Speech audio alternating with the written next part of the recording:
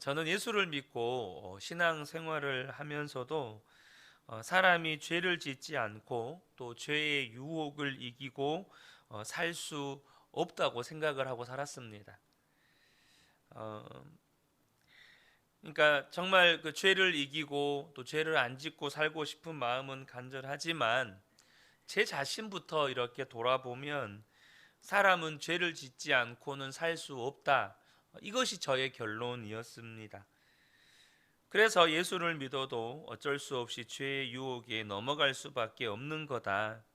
그래서 하나님 앞에 나와 회개하고 또 회개하고 용서받고 그렇게 평생 살다가 하나님 앞에 갈 때 마지막으로 회개하고 가면 그게 좋은 거지. 그렇게 생각을 했습니다. 그러니까 제 마음속에는 사람은 죄를 안 지을 수 있다라는 생각 자체가 없었던 거죠.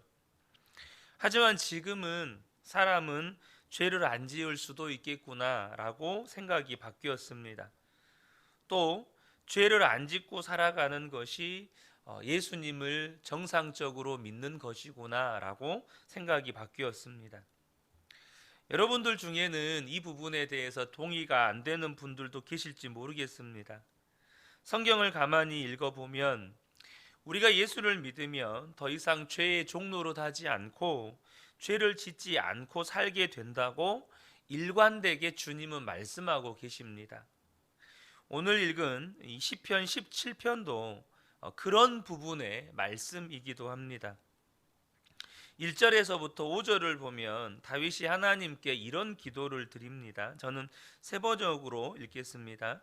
주님, 나의 진실을 변호하여 주십시오. 이 부르짖는 소리를 들어 주십시오. 거짓 없이 드리는 나의 기도에 귀를 기울여 주십시오. 지금 다윗이 어떻게 고백하냐면 일단 1절에는 자신의 입술에는 거짓이 없다는 겁니다. 거짓 없이 주님 앞에 기도하고 있다는 거죠. 2절에 주님 친히 너의 죄가 없다 판결하여 주십시오. 주님의 눈으로 공평하게 살펴보아 주십시오. 지금 기도를 하되 지금 다윗이 어떤 기도를 하냐면 주님 제가 죄가 없다고 판결을 내려 주십시오라고 지금 기도하고 있는 겁니다. 여러분 그 보통 재판관에게 판결을 요청하는 사람의 태도는 어떻습니까? 어떻게든 가명만 되면 감사하고 어떻게만 되더라도 용서만 해주면 감사하지. 내가 죄 없다고 판결해 주십시오. 보통 우리는 선처해 주십시오 이렇게 말하잖아요. 근데 죄 없다고 판결해 주십시오. 지금 이렇게 다윗은 구하고 있습니다. 또 3절을 보면 주님께서는 나의 마음을 시험하여 보시고 밤새도록 신문하시며 샅샅이 캐어 보셨지만 내 잘못을 찾지 못하였습니다. 내 입에서 무슨 잘못을 발견하였습니까? 주님께서 샅샅이 살펴보셨지만 내 잘못을 찾지 못했다는 거예요. 4절에 남들이야 어떠했든지 나만은 주님께서 하신 말씀을 따랐기에 약탈하는 무리의 길로 가지 않았습니다. 내 발걸음이 주님의 발자취만 따랐기에 그 길에서 벗어난 일이 없었습니다. 그러니까 주님의 발자취만 따랐기 때문에 주님이 인도하시는 길에서 자신은 벗어난 적이 없었다라고 이렇게 고백합니다. 여러분 얼마나 이 담대한 고백입니까? 하나님 앞에 떳떳하게 나는 주님의 발자취, 주님의 인도하신 길에서 떠난 적이 없습니다. 이렇게 고백하고 있는 거죠. 이 말씀을 보면 죄 짓지 않고 사는 것이 아주 불가능한 일이 아님을 우리에게 보여줍니다. 성경은 죄를 짓지 않고 살 수 있다는 것에 대해서 도전하고 계시다는 것을 우리가 분명하게 알게 되는 거죠. 물론 이런 표현 또 이런 말씀이 불편하신 분들도 분명히 있을 겁니다. 그러나 여러분, 우리가 성경이 무엇을 말씀하고 계시는지에 대해서 분명하게 또 정직하고 냉철하게 보셔야 합니다. 성경은 분명히 일관되게 우리가 정말로 예수 믿고 구원받았다면 죄를 짓지 않고 사는 게 정상적이라고 말씀하고 계십니다. 그렇다면 죄를 짓고 살 수밖에 없다고 생각하는 것이 사실은 성경적인 것이 아닌 거죠. 히브리서 12장 14절을 보겠습니다.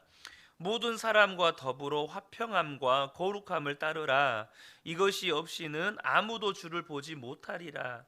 지금 히브리서 기자는 모든 사람과 더불어 화평함과 거룩함을 따르는 것이 없으면 주님을 보지 못한대요. 화평함과 거룩함, 이것이 반드시 우리의 삶에 있어야 한다는 겁니다. 요한일서 3장 10절을 보면 이러므로 하나님의 자녀들과 마귀의 자녀들이 드러나나니 무릇 의를 행하지 아니하는 자나 또 그 형제를 사랑하지 아니하는 자는 하나님께 속하지 아니하니라. 지금 사도 요한도 동일한 이야기를 해요. 두 가지 이야기합니다. 의를 행하지 않은 자나 형제를 사랑하지 않은 자는 하나님께 속한 자가 아니다. 히브리서 기자도 모든 사람과 더불어 화평하고 거룩하지 않으면 주를 보지 못한다. 요한 사도도 모든 사람과 형제를 사랑하지 않고 의를 행하지 않으면 하나님께 속한 자가 아니다. 성경은 일관되게 우리에게 말씀하는 게 뭐냐면 예수를 믿는 진짜 성도는 죄를 짓지 않게 된다는 겁니다. 의로움과 거룩함을 따라 살아가게 된다는 거예요. 왜 그렇게 될까요? 왜 예수를 믿으면 죄를 짓지 않고 살아가게 되는 걸까요? 크게 두 가지 이유 때문입니다. 첫 번째는 뭐냐면 죄의 대가가 너무 무섭다는 것을 알기 때문이에요. 하나님을 모를 때는 죄의 대가를 사실 몰랐습니다. 그래서 죄가 재미있고 죄가 유혹이 되는 거죠. 그런데 여러분, 만약에 여러분의 눈앞에 독약이라고 쓰여진 병에 담겨진 음료가 됐든 그게 물이 됐든 그것을 마실 수 있는 사람이 있겠습니까? 누구도 그것이 독약이라는 걸 알면 절대 그것이 아무리 향기로운 냄새가 난다고 하더라도 마시려고 하지 않습니다. 그 독약을 마시면 어떻게 되는지를 알기 때문이죠. 어느 목사님이 딸을 학교에 태워다 주는데 딸아이가 심각하게 그런 이야기를 하더래요. 자기가 어떤 분의 천국 지옥 간증을 봤는데 천국의 제일 첫 번째 방에는 선교사님들, 그러니까 이방 민족들에게 그렇게 오지에 가서 복음 전하는 선교사님들, 그리고 두 번째 방에는 정말로 어려운 환경에서 목회를 하시는 목사님들, 그리고 쭉쭉쭉 이야기를 하다가 지옥에 갔더니 제일 첫 번째 방에 큰 교회 목사님들이 계시더라는 거예요. 그러자 차 안의 분위기가 목사님도 딸아이도 뭔가 모르게 조금 숙연해졌다는 거예요. 그 분위기를 딸아이가 눈치를 채고는 아빠를 위로한다고 하는 말이 그래도 지옥의 제일 아랫방은 아니었어. 그러더라는 거예요. 조금 있다가 목사님이 하신 말씀이 이렇게 말씀했대요. 야, 그래도 다행이다. 아빠는 큰 교회 담임 목사도 아니고 유명한 목사도 아니잖아. 그랬다는 거예요. 근데 우리가 천국과 지옥 간증에 대해서 들어보면 이런저런 이야기를 듣잖아요. 근데 그것을 맞냐 또 틀리느냐를 검증해 보기보다 우리가 그런 이야기를 들었을 때 반드시 생각해 봐야 할 문제가 있습니다. 뭡니까? 나는 하나님 앞에 섰을 때 과연 어떠한 모습으로 서게 될까 하는 부분입니다. 이 점에 대해서 저와 여러분이 정말로 소홀히 여기셔서는 안 된다는 거예요. 나는 정말로 하나님 앞에 설 준비가 되었느냐라는 부분입니다. 안타깝게도 많은 사람들이 이 세상에서 살아갈 때 온통 그 관심은 어디에 있냐면 이 세상에서 어떻게 하면 잘 살까? 이 세상에서 어떻게 하면 성공할까? 온통 여기에만 관심이 있다는 겁니다. 그래서 죽고 난 다음에 하나님 앞에 가서 어떨까? 이 부분에 대해서는 이상할 정도로 관심이 없습니다. 왜 그럴까요? 여러분, 사람들이 이 세상에서 잘 먹고 잘 사는 데만 관심을 갖고 살게 하는 것이 마귀의 핵심 전략인 것을 아셔야 합니다. 이 세상이 전부다. 영원한 세상은 없다. 천국과 지옥은 없다. 이것이 사단 마귀가 사람들의 마음 가운데 교육으로, 철학으로, 또 윤리와 도덕으로, 또 이 시대의 어떤 중요한 가치관으로 끊임없이 사람들에게 심어놓은 여러분 거짓 믿음이라는 것을 분명히 아셔야 돼요. 여러분, 우리 아이들이 배우는 진화론을 그대로 믿잖아요. 그러면 반드시 그런 믿음이 생깁니다. 우리가 사는 이 세상이 전부다. 신은 없다. 하나님은 없다. 이 믿음이 분명하게 생겨요. 여러분은 하나님 앞에 설 준비가 되어 계신가요? 여러분, 왜 죄가 그렇게 무서운 겁니까? 죄는 무서운 대가를 요구하기 때문입니다. 그래서 이것을 분명히 알고 믿는다면 죄를 짓는 것이 두려워지는 것이죠. 죄의 대가에 대해서 심각하게 생각하지 않는 사람, 그러니까 이 세상이 전부인 것처럼 사는 사람, 그래서 거기에 전혀 관심이 없는 사람에 대해서 9절부터 14절에서 이야기를 하는데요. 두 절만 보겠습니다. 10절을 보겠습니다. 그들의 몸뚱이는 기름기가 번드르르 흐르고 그들의 입은 오만으로 가득 차 있습니다. 10절은 뭐라고 이야기하냐면 그들의 마음이 세상의 욕심과 교만으로 가득 차 있고 또 입은 함부로 말을 한다는 거예요. 14절은 더 재밌는 이야기를 해주고 있는데요. 주님, 이 세상에서 받을 목을 다 받고 사는 자들에게서 나를 구해 주십시오.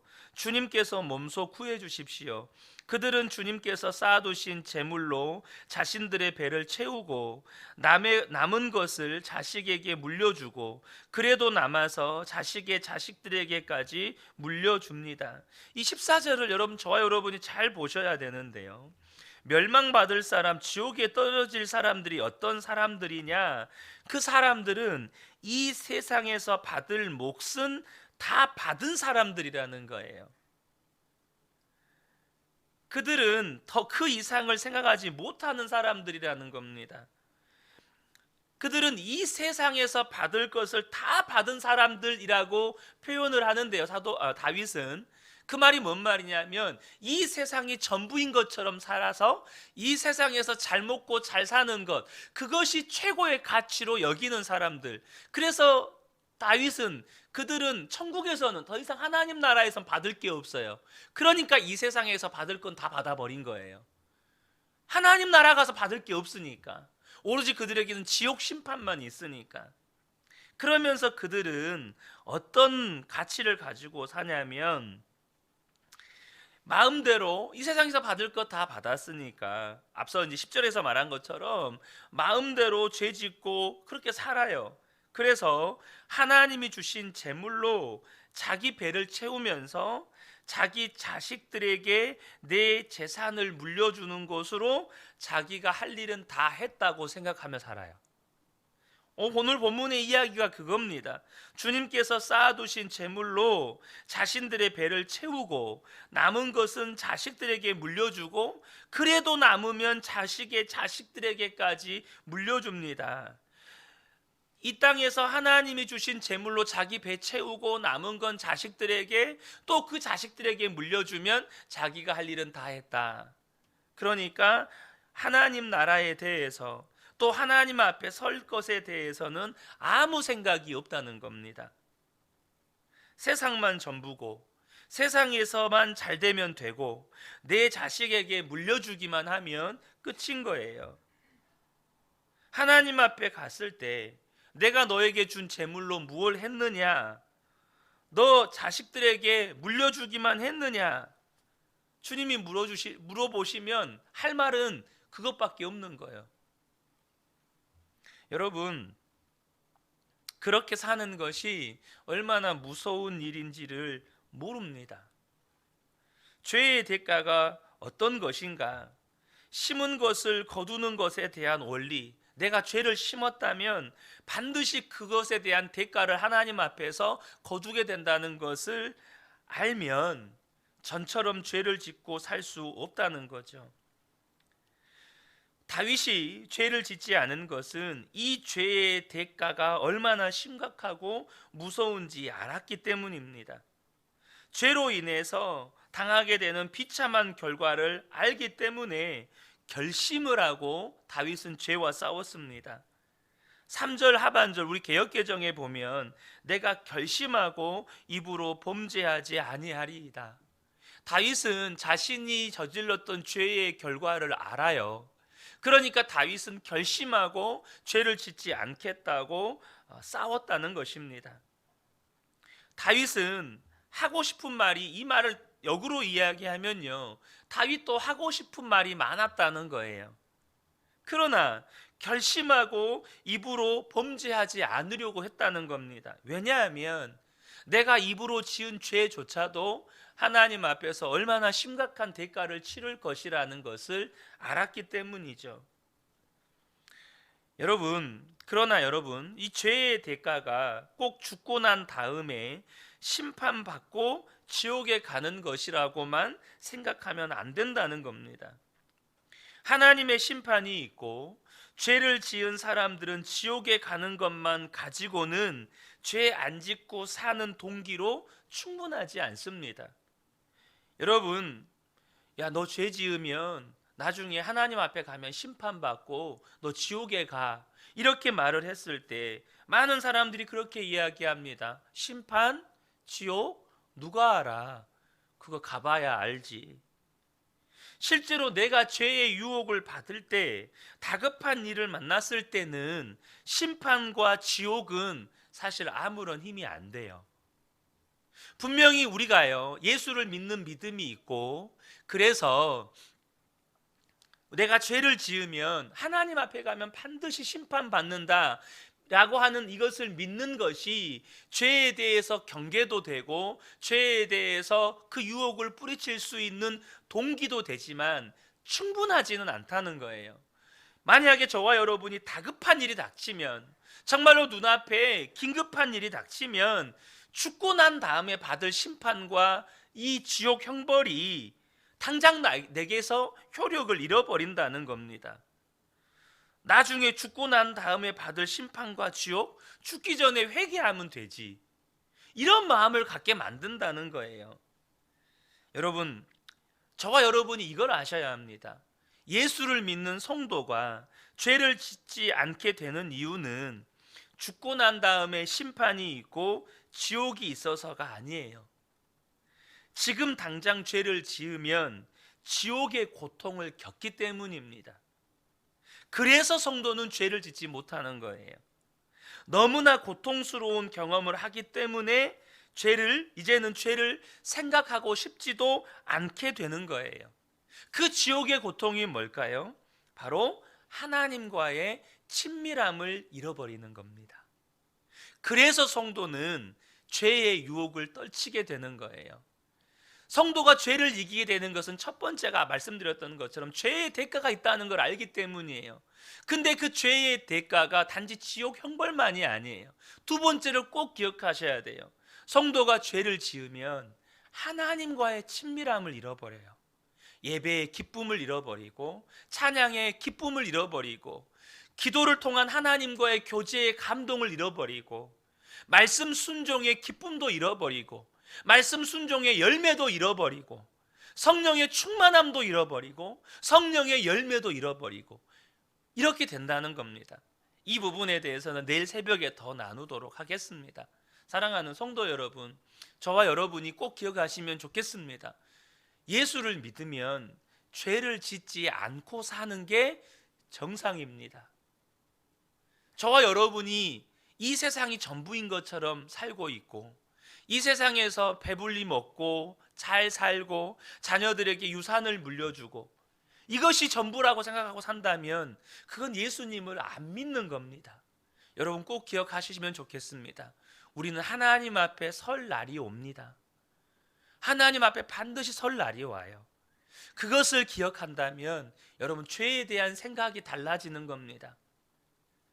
이 새벽에 함께 예배하는 우리 모든 성도님들이 나는 반드시 하나님 앞에 설 날이 온다, 이것을 늘 기억하시면서 오늘 하루도 정말로 주님과 동행하며 살아가시는 우리 복된 분들 되시기를 예수님의 이름으로 축복합니다.